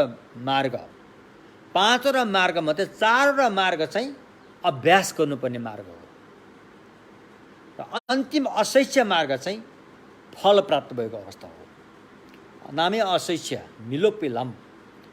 अब सिक्नु परेन, फल पाइसक्यो रे, फल पाइसकेपछि त फेरि त्यहाँ त्यो फल पाउनलाई फेरि सिकिरहनु परेन नि त, पाइसक्यो नि त। त्यस्तो किसिमले 4वटा मार्गको यो खुड्किला, यो खुड्किला, यो खुड्किला, यो खुड्किला तरेपछि अनि यो खुड्किलामा पुगेपछि पुरा भयो रे। तसर्थ यी मार्गहरूको पनि भगवान बुद्धको सम्यक मार्गमा 2 किसिमका मार्ग छन्। एउटा श्रावक ज्ञानबाट गएर अरहत फल प्राप्त गर्ने मार्ग छ, त्यो पनि सम्यक मार्ग हो। अर्को चाहिँ बोधिसत्व ज्ञानबाट गएर सम्यक बोधि ज्ञान, बुद्धत्व प्राप्त गर्ने मार्ग छ, त्यो पनि सम्यक मार्ग हो। यी 2टा सम्यक मार्ग हो। अरू मार्ग कुनै पनि सम्यक मार्ग हुँदैन। सम्यक मार्ग चाहिँ या त श्रावक ज्ञानबाट गएर अरहत फल प्राप्त गर्न सकिन्छ, त्यो मार्गलाई सम्यक मार्ग भनिन्छ। या त बोधिसत्व यानबाट गएर सम्मास्तम बुद्ध भूमिमा पुग्न सकिन्छ, त्यो मार्ग सम्यक मार्ग हो। बुझ्नु भने के? तसर्थ अहिले हामी मार्ग मात्रै नभएर सम्यक मार्ग, सही बाटोको बारेमा, गलत बाटोबाट गएर त्यहाँ पुग्दैन नि त। फेरि जाने बाटो सही चाहियो नि त, नक्सा पुरै बुझेको हुनु पर्यो। अनि सही बाटोबाट गएपछि मात्रै हामी सही ठाउँमा पुग्न सकिन्छ। त्यसकारण अहिले हामी एउटा भन्छौँ है, हामी त सबैलाई मान्छौँ हो, सबैलाई मान्छौँ, सबै हाम्रो लागि बराबर हुन् भन्छन्। उसले मानेको केही पनि हुँदैन। राम्रो त राम्रो हो है, सबै माने भनेपछि क्वेसन झगडा पनि भयो, के पनि भएन, चुप लाएर बसेको काम सकियो। तर समाधान त होइन नि त। जन्म मृत्युको यो अनादिकालदेखि आएको यो भवचक्र त त्यसले फोर्न सक्दैन नि त। हामी सबै मान्छौँ मात्र भनेर त यो भवचक्र फोर्न त सक्दैन। भवचक्र फोर्नुको लागि त त्यहाँ डटेर लाग्नुपर्ने हुन्छ। त्यसकारण हामी त सम्यक मार्गमा अप्नाएर भवचक्र फोर्नेतर्फ जानेवाला व्यक्ति भएकोले सबै एउटै हो, हामीलाई यति पुग्छ, अब हामीले केही सिक्नु पर्दैन भनेर चुप लाएर बसेको त फल पाक्दैन त। त्यसैले यो बुझ्नुपर्छ। हाम्रो कतिपय मित्रहरूले भन्नुहुन्छ हामी त सबै मान्छौँ भन्छन्। सबै मान्छौँ भने अरू कोही होइन, प्रायः जस्तो हाम्रो हिन्दू धर्ममा लागेकाहरूले चाहिँ हिन्दू धर्मतिर जानेको हुँदैन उनीहरूले, बिचरा हिन्दू धर्म पनि राम्रोसँग जानेको हुँदैन, वेदको 4 लाइनको ऋचा पनि पढ्न आउँदैन उनीहरूले बिचरा। अब यही पौराणिक कथाहरू यसो मुखबाट सुनेका हुन्छन्, त्यही हो भन्छन्।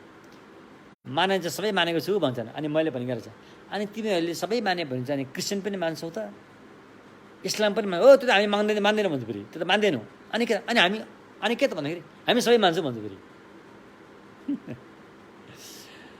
यो वाहियात कुरा हो, वाहियात कुरा हो। मेरो केसमा, मेरो जीवनमा म 10 वर्षदेखि म बुद्धिस्टमा लागेको मान्छे। मैले भने जस्तो पढ्न नसके तापनि म सही ठाउँमा पुगेको थिएँ, सही पढ्ने ठाउँमा पुगेको हो। त्यस्ता कल्याण मित्र महान गुरुहरू पनि भेट भएको हो, बुद्ध सम्मानका कल्याण मित्रहरू चाहिँ भेट भएको हो। आफ्नै आलसीले गर्दाखेरि मैले भने जस्तो पढ्न सकिनँ होइन, त्यो मेरै गल्ती हो। तर पनि समय खर्चेको हो, 17, 18, 19, 20 वर्षमा समय खर्चेको हो। यसरी खर्चेर लाग्दाखेरि त भगवानको मार्गमा समुद्रको एक थोपा पानी लिए जस्तो मलाई हुन सकिरहेको छैन। किनभने म आफैले ढाँट्न सक्दिनँ, मैले अरूलाई ढाँटेँ पनि म आफैलाई त म ढाँट्न सक्दिनँ होइन। मसँग के कति ज्ञान छ त्यो मलाई थाहा छैन, मैले ढाँट्न सक्दिनँ नि। त्यसकारण भगवानको मार्गमा लागेर समुद्र जस्तो भगवान शाक्यमुनिको ज्ञानको चाहिँ एक थोपा पानी जति त मैले लिए जस्तो मलाई महसुस भइरहेको छैन भने अब अरू मान्छे हामी सबै मान्छौँ, सबै जानेछ भने उसले कसरी जान्छ होला, कसरी बुझेको होला? नजानिकन नबुझिकन अभ्यास गर्न त सकिँदैन। अभ्यास गरेन भने त मनको मैल पखाल्न त सकिँदैन। अनि त्यो मानेको र नमानेको के फरक भयो? बरु मैले त के पनि मान्दिनँ भने पनि भइहाल्यो नि, किन मान्छ भन्नु पऱ्यो? के पनि मान्दिनँ भने बरु त्यो चाहिँ बरु सत्य हुन्छ, बरु झुटो हुँदैन। त्यसकारण हामीले सबै मान्छु भनेर सबै पढ्नलाई फुर्सद पनि छैन, सबै ज्ञान सिक्नलाई फुर्सद पनि छैन, उमेर पनि छोटो छ, संसारिक कामको बन्धनले पनि बाँधिएको छ। त्यस कारणले हामीले एउटा मार्ग चुन्नुपर्छ, एउटा मार्ग चुन्नुपर्छ। कुन ठिक कुन बेठिक अलिकति त्यसलाई परीक्षा गरेर, जाँच गरेर, विद्वान वर्गहरूका गएर के संवाद गरेर एउटा मार्ग चुन्नुपर्छ। त्यसरी गयो भने चाहिँ सफलता प्राप्त हुने सम्भावना रहन्छ। अन्यथा त्यो पशुपतिको साँडेलाई असल इन्द्रचोकमा ल्याएर छोडेर त्यो साँडेलाई चाहिँ हरेक सब्जी मन्डीको सब्जीमा मुख लाउँदै हिँड्छ नि, त्यसरी त्यहाँ पनि चस्स गरेर छोइदिएको छ, उहाँ पनि चस्स गरेर छोइदिएको छ, यहाँमा चस्स गरेर छोइदिएको छ, आखिर के पनि हुँदैन भने जस्तो हुन्छ। अन्तिममा तपाईँको प्राण जाने बेलामा के अभ्यास लिएर प्राणलाई त्याग्ने त? कुन अभ्यासको माध्यमबाट प्राणलाई त्याग्ने? ल हेर्नुहोस् त, ऊ त अन्यलमै पर्छ। एकजना हाम्रो मित्र हुनुहुन्थ्यो, अहिले उहाँ बितिसक्नु भएको छ। उहाँको आफ्नो आफन्त बित्दाखेरि बित्ने बेलामा सायद उहाँले पनि सबै माने भन्थ्यो होला। अनि उहाँको आफन्तले पनि विभिन्न देवी देवताको फोटो, ल हेर यो चाहिँ विष्णु भगवानको फोटो हो, हेर यो बुद्ध भगवानको फोटो हो, यो शिव भगवानको फोटो हो, यो जेसस क्राइस्टको फोटो हो, यो मोहम्मदको फोटो हो भनेर उसलाई देखाउँदै लाग्छ अरे। त्यस्तो अवस्था हुन्छ, गाह्रो अवस्था।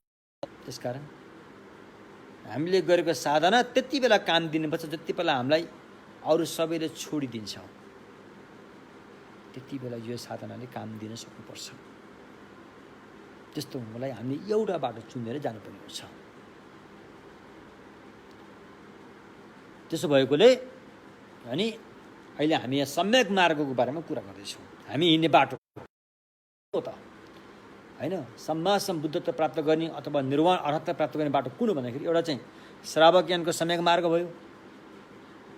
श्रावक ज्ञान भनेको के हो भन्दाखेरि श्रावक शब्दको अर्थ भगवानले बताएको सद्धम्म देशनालाई सुनेर श्रवण गरेर वक्क अरूलाई बताउने रे, तिनीहरूलाई श्रावक भनिन्छ होइन। अब यिनीहरूले अभ्यास कसरी गर्छन् त भन्दाखेरि श्रावक ज्ञानीले अर्हतामा पुग्नलाई अभ्यास कसरी गर्छन् त रे। अभ्यास उनीहरूले सबभन्दा पहिला त्रिरत्नको शरणमा जान्छन्। त्रिरत्नको शरणमा गइसकेपछि त्याग चित्त उत्पत्ति गर्छन्। त्याग चित्त अथवा त्रिरत्नको शरण जानुभन्दा पहिलाबाट नै त्याग चित्त आइसकेको हुन्छ। त्यो त्रिरत्नको शरण गमनलाई पनि पवित्र बनाउनको लागि त्याग चित्तबाट प्रेरित भएर त्याग चित्त भनेको के हो? त्याग चित्त भनेको के हो भन्दाखेरि चाहे स्वर्ग नर्क जहाँ जन्ने पनि समस्या छ, सन्चो काहीँ पनि छैन रहेछ। भव संसार चाहे ब्रह्मलोक नै किन नहोस्, चाहे अरू धातु नै किन नहोस्, जहाँ जन्ने पनि बिसन्चो छ रहेछ। अलिकति सन्चो देखेको पनि त्यो चाहिँ दिगो छैन हो भनेर चाहिँ यो कुरा उहाँले महसुस गर्नुहुन्छ, बुझ्नुहुन्छ, जान्नुहुन्छ। जानिसकेपछि त्यस्तो खालको चित्तलाई चाहिँ त्याग चित्त भनिन्छ। त्याग चित्तबाट प्रेरित भएर भव संसारलाई एउटा आगोको मुस्लो जस्तो देखेर, राक्षसले भरिएको ठाउँ जस्तो देखेर, मकर गोइले भरिएको पोखरी जस्तो देखेर होइन, ब्लेटे भएको चौर जस्तो देखेर होइन, हेर्दा राम्रो तर विषालु भोजन जस्तो देखेर, यस्तो किसिमले यो भव संसारलाई उनीहरूले दर्दनाक रूपमा पहिला देख्छ। त्यो देख्नु चाहिँ त्यो देखेर त्यहाँ उम्किन पर्यो। त्यो उम्किन पर्यो भन्नेलाई त्याग चित्त भनिन्छ। यो नआइकन त्याग चित्त हुँदैन। त्यसरी त्याग चित्त चाहिँ सम्यक मार्गमा मात्रै हुन्छ, अरू कुनै पनि मार्गमा हुँदैन। सिद्धि भन्यो हो भने अन्य कुनै पनि धर्ममा यस्तो त्याग चित्त हुँदैन। या त उनीहरू ब्रह्मलोकसम्म पुगोस् भनेर गरिरहेको हुन्छ, या त उनीहरू अरू धातुसम्म पुगोस् भनेर गरिरहेको हुन्छ, त्यहाँदेखि एउटा ठाउँमा पुगोस् भनेर त्यो आस्था राखेर चाहिँ धर्म गरिरहेको हुन्छ। त्यो सम्यक मार्गको हेराइमा त्यो सबै संसारभित्रै पर्छ, भव संसारभित्रै पर्छ। र यो भव संसारबाटै निस्केर जानु पर्यो भन्नुको जुन चेतना छ त्यसलाई भनिन्छ त्याग चित्त, रिनाउन्सिएसन माइन्ड। त्याग चित्त अरे यस्तो त्याग चित्तले प्रेरित भएर अनि उहाँहरूले सबभन्दा पहिला 10 अकुशल कर्म रे, 10 किसिमका पाप कर्म रे, शरीरले हुने 3टा पाप, वचनबाट हुने 4वटा पाप, मनबाट हुने 3टा पाप रे, जम्मा गरे 10वटा भयो। यो मोटामोटी पाप। शरीरबाट हुने प्राणी हत्याको पाप, चोरी गरेको पाप, अनैतिक सम्बन्ध राखेको पाप भयो। वचनबाट हुने 4वटा छन्, झुटो बोलेको पाप, चुगली गरेको पाप, कटु वचन बोलेको पाप, बकवाद गरेर टाइम पास गरेर गफ मारेको पाप। मनबाट हुने अरूको सम्पत्ति रूपहरूप्रति लोभ गरेको पाप, अरूलाई घात पुर्याउने सोच राखेको पाप, र अनि मिथ्या दृष्टि भएको पाप रे, कर्म हेतु फलमा के पनि छैन भनेर मिथ्या दृष्टि भएको पाप। यो 10वटा अकुशल कर्मलाई उहाँहरूले छोड्नुहुन्छ। यतिकै छोड्दैन, छोड्ने प्रतिज्ञा गर्छ। यतिकै प्रतिज्ञा गरे हुँदैन।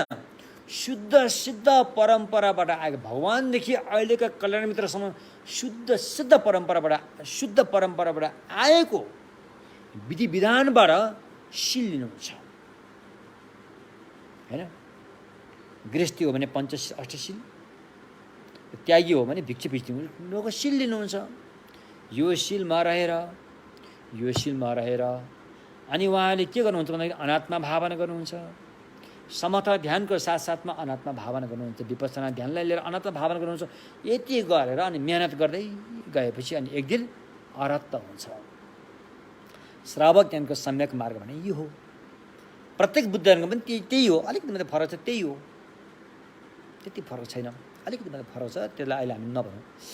अब सम्यक मार्ग अर्को, बोधिसत्व ज्ञानको सम्यक मार्ग भने के हो त भन्दाखेरि यहाँ पनि त्यही हो। अहिलेकै श्रावक ज्ञान जस्तै यो भव संसारलाई दर्दनाक रूपमा हेर्छ। त्यतिसुकै सुख मोज मस्ती यस ऐश्वर्य भएर बसे तापनि दर्दनाक रूपमा हेर्छ, होइन? एउटा सानो उदाहरण, प्रेमीले प्रेमिकालाई एकदमै प्रेम गर्छ। उसले प्रेम गर्ने बेलामा प्रेमिकाको हर अङ्गहरू उसलाई मनपर्छ। कपालदेखि लिएर उसको बोली वचनदेखि लिएर उसको हात चलाए, खाने बानी सबै, आना बानी काटीकुटी सबै उसलाई राम्रो लाग्छ। तर ऊ त्यहाँ झुकिएको हुन्छ। त्यहाँ जब त्यही राम्रो लागेको प्रेमिकाले भात पकाएर खाना दिँदाखेरि त्यो प्रेमिकाको चाहिँ कपाल एउटा भातमा झऱ्यो भनेदेखि प्रेमीलाई त्यो भात मन पर्दैन। भातमा कपाल पर्यो भने उसले अप्ठ्यारै मान्छ। भरले मुखले नभन्ला, मनभित्र त अप्ठ्यारै मान्छ। यस्तो भइरहेको छ। हेर्नुहोस् त, त्यही कपाल प्रेमीको टाउकोमा छन्जेलसम्म उसले एकदमै राम्रो लाग्यो, सफा सुगर सुन्दर। त्यो कपाल झरेर जब आइपुग्छ उसलाई फेरि अर्को भयो। त्यहाँ फेरि त्यस्तै बोधिसत्वले यसरी हेर्नुहुन्छ कि संसारमा त्यतिसुकै राम्रो चिज, त्यतिसुकै बहुमूल्य चिज, त्यतिसुकै मयु भने तापनि बोधिसत्वले त्यो खतरा छ भनेर हेर्नुहुन्छ। त्यो दर्दनाक छ। बुझ्नुभयो नि? यसरी सारा भव संसार चाहिँ दन्केको आगो जस्तो, राक्षसको देश जस्तो, गोइले भरिएको चाहिँ पोखरी जस्तो दर्दनाक छ। यहाँ आँसुको धारा बग्छ, यहाँ रगतको खोला बग्छ। यहाँ त्यसुकै राम्रो घर बनाए पनि मुर्दा निस्किन्छ। त्यसो भएकोले संसारबाट चाहिँ ऊ चाहिँ निस्कन चाहन्छ। यति कुरा चाहिँ बुद्धिसत्वमा पनि श्रावक जस्तै हो, बराबर हो। फेरि अब फरक कहाँबाट छ त भन्दाखेरि अनि बोधिसत्वले चाहिँ अरूलाई पनि हेर्छ। फेरि अरूको हालत के छ त भने अरूको हालत त झन् दर्दनाक हुन्छ। अरूले उसले आफ्नो नजिकको ठान्छ। बोधिसत्वले त्यो अरूले आफ्नो नजिक, खुब नजिकको ठान्छ। आफ्नो आमाकै रूपमा हेर्छ उसले। एउटा जुनीको आमा होइन, लाखौँ करोडौँ जुनीको आफ्नो आमा भइसकेको एकजना व्यक्तिले समेत करोडौँ जुनीसम्म अनि आफ्नो आमाको भूमिका निभाइसकेको उसले महसुस गर्छ, जान्दछ। त्यसलाई हरेक युक्तिसँग दिएर प्रस्तुत गरेर पुष्टि गर्छ, प्रमाणित गर्छ।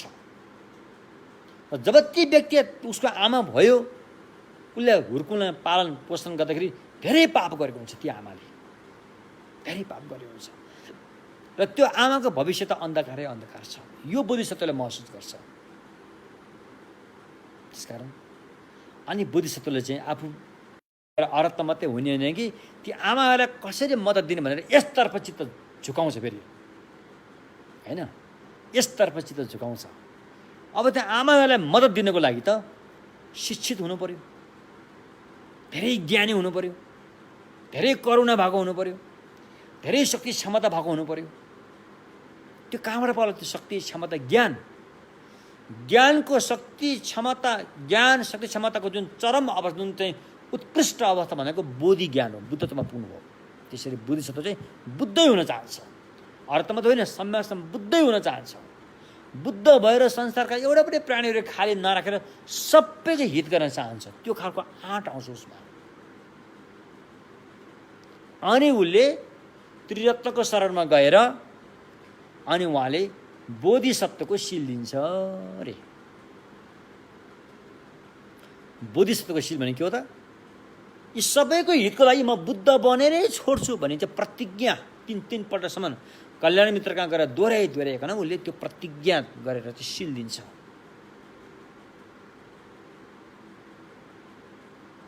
सिल लिइसकेपछि अनि यो 5वटा मार्गमध्ये पहिलो मार्गमा ऊ पस्यो, जुन मार्गले के भनिन्छ सम्भार मार्ग। सम्भार मार्ग, सम सनातन निरन्तरता, भाविता निरन्तरता भावना गर्नु, रति खुसीका साथ उत्साहका साथ गरेर अभ्यास गर्ने बाटो भएकोले यसलाई सम्भार मार्ग अरे। छोक्लाम, भोट भाषामा छोक्लाम, एकुमुलेसन पाथ। यसरी जस अब मार्ग चाहिँ दुईवटा भए, एउटा चाहिँ सम्यक मार्ग 2 किसिमका छन्। एउटा चाहिँ श्रावक यानबाट गएर चाहिँ अरहत फल प्राप्त गर्ने, एउटा चाहिँ बुद्धिसत्व यानबाट गएर चाहिँ सम्भाषण बुद्धत्व प्राप्त गर्ने भनेपछि 2 किसिमका मार्ग भए होइन। अब तपाईँ अरहत हुन चाहनुहुन्छ भने श्रावक यानकै मार्गबाट गयो भने सजिलो हुन्छ। यदि तपाईँ सम्भाषण बुद्ध हुन चाहने हो भने बुद्धिसत्वकै मार्गबाट जानुको विकल्प छैन, जानै पर्छ। श्रावक ज्ञानबाट गयो भने तपाईँलाई फेरि ठुलो समस्या पर्छ। त्यसकारण सम्भाषण बुद्धै हुन चाहने व्यक्तिहरू चाहिँ बोधिसत्वकै मार्गबाट जान जरुरी छ अरे। एवं प्रकारले 2 किसिमका सम्यक मार्ग छन् हैन। अब भगवान बुद्धको धर्ममा पनि 2टा परम्परा भए, श्रावक यानी परम्परा र बोधिसत्वको परम्परा। कहिलेकाहीँ यसलाई महायान परम्परा पनि भनिन्छ, तर अधिकांश बोधिसत्व परम्परा पनि भनिन्छ। 2टा परम्परा भए। श्रावक ज्ञानको परम्परा र महायान परम्पराभित्र पनि सैद्धान्तिक कुराहरू छन् त्यहाँ। अब धेरै सैद्धान्तिक तपाईँहरूलाई भनेर अलिक बुझ्नु पनि गाह्रो होला, तर भारतवर्षमा भगवान बुद्धको सिद्धान्त 4 विशेष गरेर नालन्दा विश्वविद्यालय, विक्रमशिला विश्वविद्यालय, तक्षशिला विश्वविद्यालय, ओतन्तपुरी विश्वविद्यालय, सोमपुरी विश्वविद्यालय, यस्ता ठुला ठुला बौद्ध विश्वविद्यालय कुनै बेला भारतमा थिए, भारतवर्षमा थिए। त्यहाँ बुद्ध धर्मको चाहिँ अध्ययन अध्यापन, अनेक सिद्धान्त, बौद्ध सिद्धान्त मात्रै नभएर अन्य सिद्धान्तहरूको पनि हैन अध्ययन अध्यापन गराइन्थ्यो। त्यसरी गराउँदाखेरि त्यहाँ मोटामोटी 4 किसिमका सिद्धान्तहरू, बौद्ध सिद्धान्तहरू पाइन्छ। वैभाषिका, सौतान्त्रिका, चित्तमात्रे र माध्यमिका सिद्धान्त अरे। वैभाषिका सिद्धान्त, सौतान्त्रिका सिद्धान्त, यिनीहरू चाहिँ श्रावकसँग सम्बन्ध भएका सिद्धान्त भनियो। चित्तमात्रे र माध्यमिक सिद्धान्त चाहिँ बोधिसत्व यान महायानसँग सम्बन्धित सिद्धान्तहरू भए। यसरी बुझ्नु होला।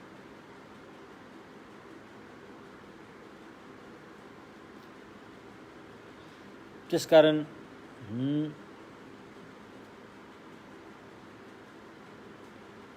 अब यी सबै सिद्धान्तहरूको बारेमा हामीले अलिकति अध्ययन शिक्षित नभइकन कीटाणुका साथ यही हो र यही हो भनेर बुझ्न अलिक गाह्रो छ। अलिकति अध्ययन राम्रैसँग सिक्नुपर्ने हुन्छ, सिक्न पनि समय चाहियो। तपाईँले त्यही हो, भगवानको धर्ममा लाग्नलाई केही लिएर आएको हुनुपर्छ। खाली हात आएको मान्छेले यो ज्ञानमा गाह्रै हुन्छ। केही लिएर आएको हुनुपर्छ, पूर्व जन्मको केही कार्मिक सम्बन्ध भएर आएको हुनुपर्छ, अनि मात्रै सजिलो हुन्छ। खाली हात आएको व्यक्तिहरू यो सक्दैन, गाह्रो हुन्छ। एक किसिमले गाह्रो हुन्छ, नसक्ने त होइन, बढी मेहनत खर्चिनु पर्ने हुन्छ। अब तर यो जिन्दगीमा हामीले केही सम्बन्ध राख्न सफल भयौँ भने अर्को जिन्दगीमा सजिलो हुन्छ। फेरि तपाईँ खाली हात आएर पनि भगवानको सम्यक मार्गमा तपाईँ आउन सफल हुनुभएको छ भने, यहाँ केही गरेर केही बिउ रोप्नु भएको छ भने अर्को जिन्दगीमा सफल हुन्छ। भावी मैत्री बुद्ध आउँदाखेरि तपाईँ चाहिँ त्यहाँ सम्बन्ध गाँच्न पुगिन्छ, अवसर पाइन्छ नि। त्यस्तो हुन्छ। त्यसरी बनाउँदै कर्मलाई बनाउँदै लाने हो नि त, सुधारै लाने हो नि त। जो पनि मान्छे हात भरेर आएको त कोही पनि छैन नि त। प्रायः जस्तो खाली हातै आएको हुन्छन् होइन। त्यस्तो भएकोले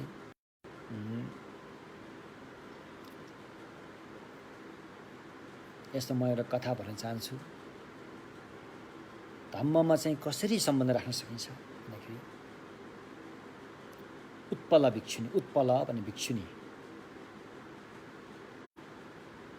उहाँले जीवनमा धेरै सङ्घर्ष, धेरै दुःख भोगेर आएको महिला हुन् तिनी। अन्तिममा आएर उनी भिक्षुनी बन्छन्। उनको 3 पल्टसम्म विवाह हुँदो रहेछ। अब यसमा हामी कर्म हेतु फल भन्ने पुस्तकमा उल्लेख गरेको छ। 3 पल्टसम्म उहाँको विवाह हुन्छ। 3 पल्ट दुईपल्टै उहाँको लागि ठुलो समस्या दर्दनाक घटना हुन्छ। दुईपल्टको विवाहबाट चाहिँ बच्चा पनि भएको हुन्छ। एकपल्ट चाहिँ एउटा चाहिँ चोरको सरदारसँग बिहा हुन्छ, उसलाई राजाले समातेर उसको चाहिँ उसलाई फाँसी दिन्छ।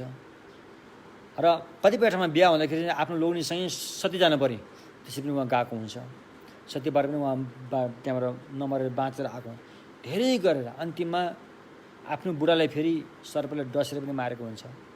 आफ्नो दुईवटा छोरा भएको मात्रै एउटा छोरालाई खोलाले बगाएर मार्छ, अर्को छोरालाई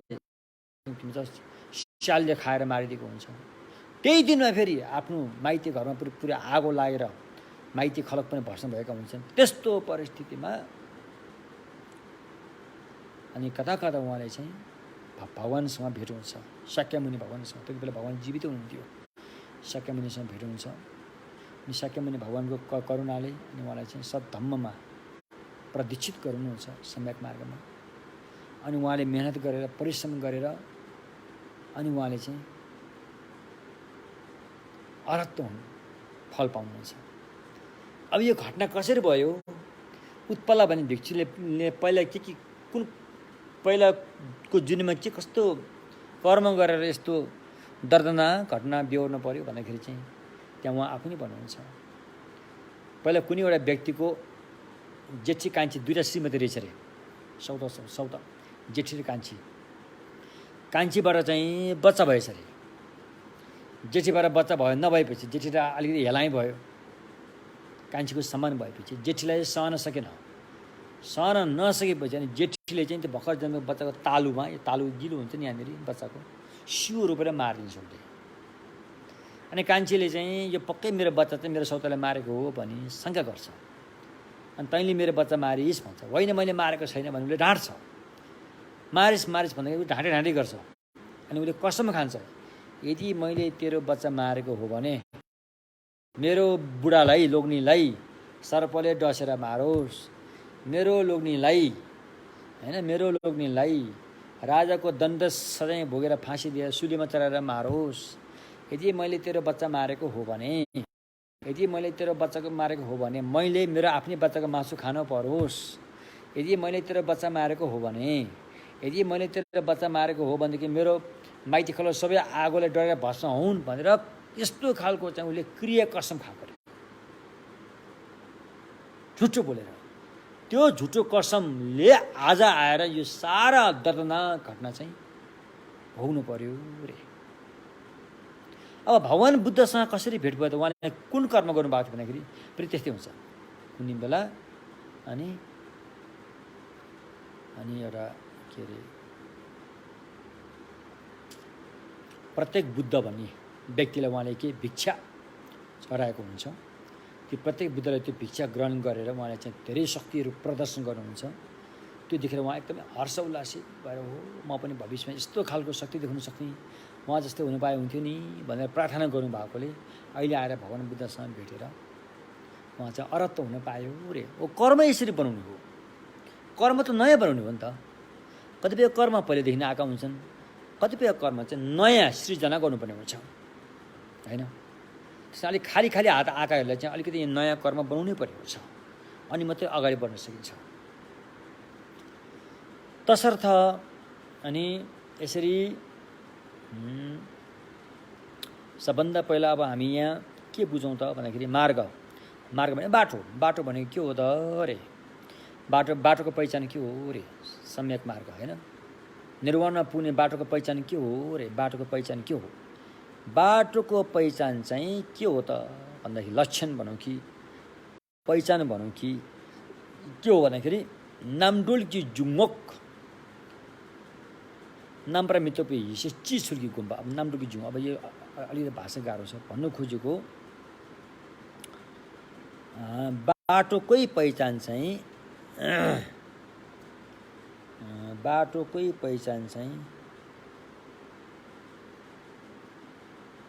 कता पुग्यो? नामडोल्की जुङ्गो विमुक्तिको किनार, विमुक्तिमा पुर्याउने, मुक्तिमा पुर्याउने रे। मुक्तिमा पुर्याउनेलाई बाटो भनिन्छ। मुक्तिमा पुर्याइदिने होइन, मुक्तिमा पुग्ने स्थान। हो त्यो दुईवटा छन्, एउटा श्रावक यानबाट मुक्तिमा पुग्ने, एउटा बोधिसत्व यानबाट मुक्तिमा पुग्ने। बोधिसत्व यानबाट मुक्तिमा पुग्ने चाहिँ 5वटा बाटोहरू छन्। सम्भार मार्ग, प्रयोग मार्ग, दर्शन मार्ग, भावना मार्ग र असैक्ष मार्ग। यो 5वटा मार्गहरू छ। यो भाषा पनि अलिकति बुझ्नु होला तपाईँहरूले। अब यो 5वटा मार्गमा चाहिँ सम्भार मार्ग के हो त भन्दाखेरि, सम्भार मार्ग भनेको चाहिँ हैन, अनि मुक्तिमा पुग्ने, मुक्तिमा पुर्याइदिने, विमुक्तिमा पुर्याइदिने निर्विकल्पलाई एउटा काल्पनिक हिसाबले गरिने भावना।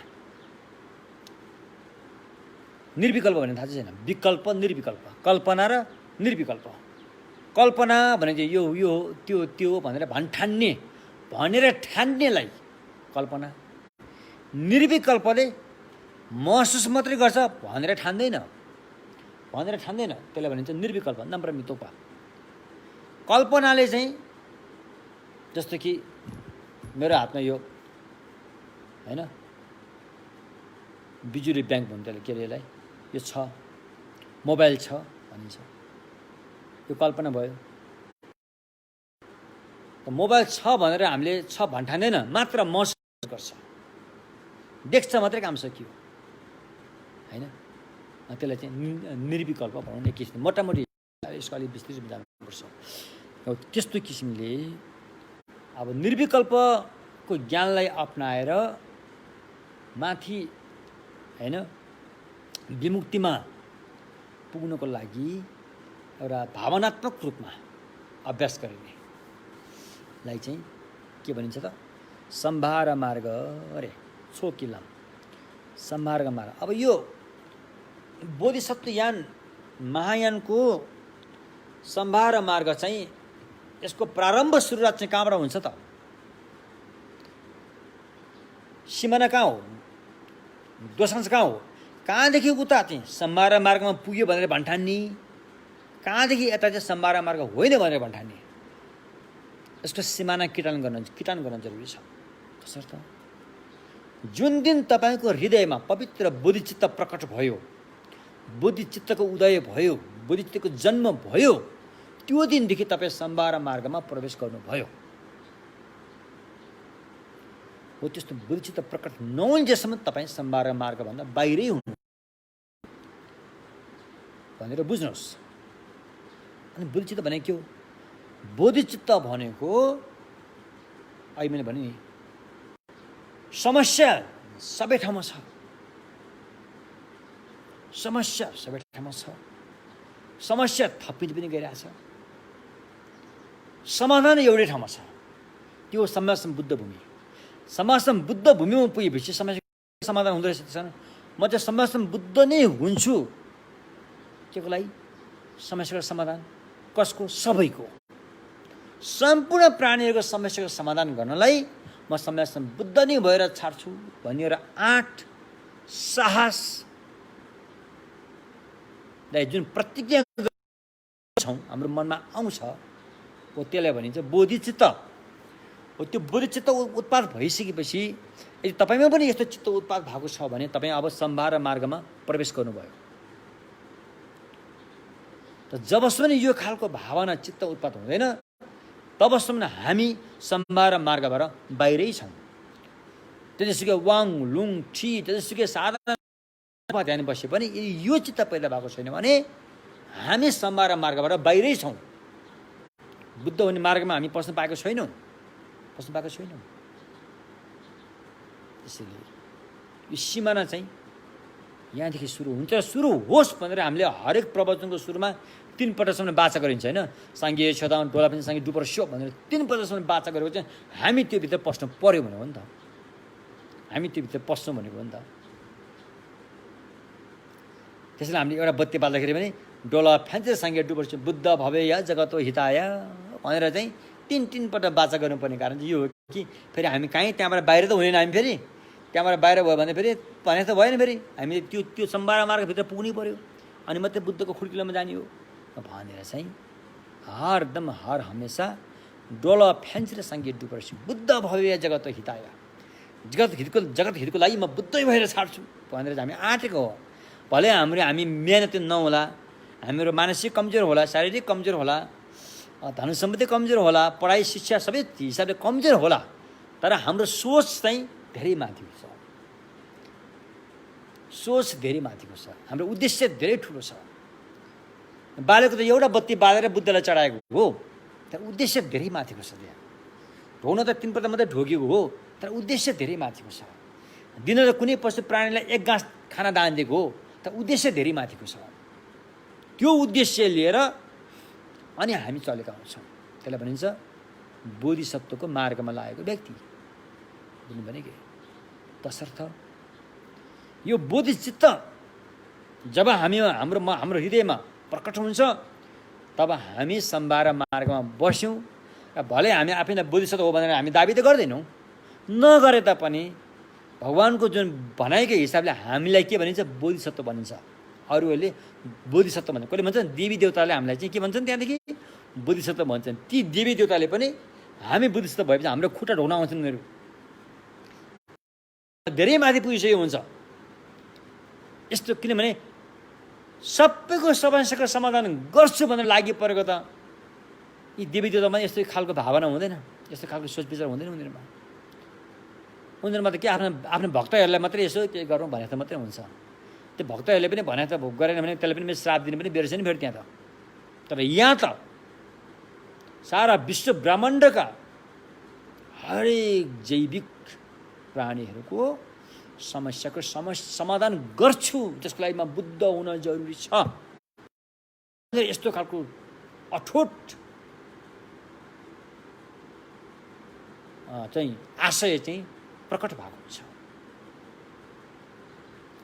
जुन दिन प्रकट भयो, तपाईँ जुनै जातबाट, जुनै संस्कारबाट, जुनैबाट आएको भए तापनि त्यो दिनदेखि तपाईँ भगवान बुद्धको सन्तान भयो, बुद्धको वंशलाई धारण गर्ने भयो।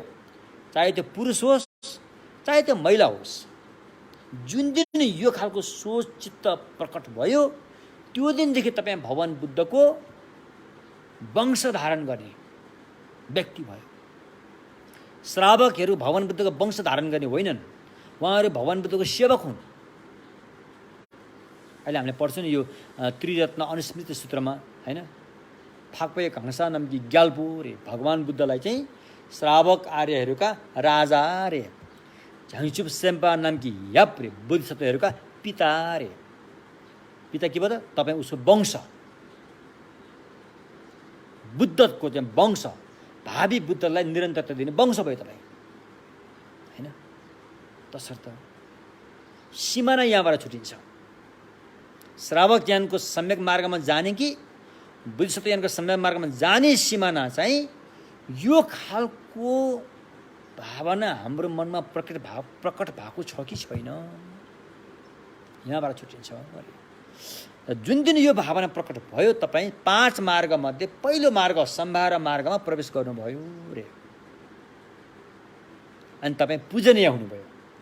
मनुष्य देवी देवता सहितले तपाईँलाई पूजा गर्ने सक्ने ठाउँमा तपाईँ पुगिसक्नु भएको छ। तपाईँको नाम पनि बदलिन्छ। तपाईँलाई त्यो दिनदेखि तपाईँलाई बोधिसत्व भनेर पुकारिन्छ। तपाईँको सम्मान पनि हुन्छ, वन्दनीय, होइन? वन्दना गर्न योग्य, ढोग गर्न योग्य स्थानमा तपाईँ पुग्नु भएको हुन्छ। त्यस्तो रहेछ यो बोधिचित्त भनेको, है? र हामीले त यो पहिला सुनेको पनि थिएनौँ, हाम्रो गाउँघरतिर यो चर्चा पनि थिएन। त्यहाँ मान्छे मतलब लामा गुरुहरू यसो पाठ पूजामा खासै केही त्यति ऊ पनि हामीले थाहा पाएनौँ। अब हाम्रो पाठ्य पुस्तकमा पनि खासै यस्तो कुरा हुँदैन थियो। र पाठ्य पुस्तकमा नभइसकेपछि स्कुलमा पढ्ने हाम्रो गुरुहरूले पनि भन्ने कुरो पनि आएन, होइन? अनि हाम्रा बाबुबाजेहरूले यो कुरा सिकाएनन्। अनि अहिले हामीले सिक्दाखेरि अलिकति नयाँ नौलो भइरहेको छ कि यस्तो पो हुँदो रहेछ। तर कसले सिकाएको? त्यही नेपाली केटो, अलि भाषा कडा होला है, म भगवान बुद्धसम्म क्षमा चाहन्छु। त्यही नेपाली केटो, मायादेवीको कोखबाट जन्मेको, नेपाली आमा मायादेवीको कोखबाट जन्मेको केटोले यस्तो गरेको लाग्नुहोस् त, यस्तो चिज पत्ता लागेको। उहाँ कस्तो रहेछ त? इतिहासमा त्यस्ता व्यक्ति यहाँ यसरी 2 पाइला हिँडेका थिए। कुनै बेला अद्भुत आश्चर्य हैन त्यस्तो चाहिँ बुद्धिस्ट चित्त हामीमा पनि आयो भनेदेखि अनि बुद्धत्व प्राप्त गर्न त्यति टाढा छैन बुद्धत्व प्राप्त गर्न त्यति टाढा छैन त्यति गाह्रो पनि भएको देखिँदैन हैन संसारको दर्दनाक बाटोमा गएर फोकटमा चाहिँ हैन दुःख पीडा भोग्नु भन्दा त यसतर्फ गयो भने त सजिलो नजिकै आरामदायक बाटो हो आरामकै सुखदायक फल पाउने हो नि त त्यस्तो बाटो हो नि यो त अद्भुत छ आश्चर्य छ तर यहाँ चाहिँ आज हामीले 5 मार्गमध्ये हैन प्रयोग मार्गलाई च्वास्स छोएका प्रयोग के अरे सम्भार मार्गलाई च्वास्स छोएका मात्रै हौँ अलि विस्तृत रूपमा भोलि हुनेछ प्रवचन अनि अर्को एउटा जानकारी पनि म अहिले भनिदिइरहेको छु 17, 18, 19 तारिखमा चाहिँ फेरि दलाई लामा गुरुको चाहिँ प्रवचन छ त्यसले मलाई नेपाली भाषामा अनुवाद गरिदिनु पनि भन्नुभएको छ सायद त्यो गर्छु होला 17, 18, 19 तारिखमा अहिले होइन अनि आज चाहिँ दलाई लामा गुरुजीको जन्मदिन पनि परेको रहेछ उहाँ 50औं वर्षमा लाग्दै हुनुहुन्छ अनि आज हामीले गरेको जति पनि पुण्यहरू छन् धर्म देशमा सुनेको सुनाएको कुशल कर्महरूले चाहिँ उहाँको दीर्घायु सुस्वस्थ भएर भगवान बुद्धको शासनमा चाहिँ उहाँबाट ठुलो योगदान होस् भन्ने हामी प्रार्थना गरौँ सोनम दि थम्जे सिपाङे थम्ने ङेपे दाना फम्जे ने केगा नाची बालों ठुपा सिपे छोलेन दोवान बरबर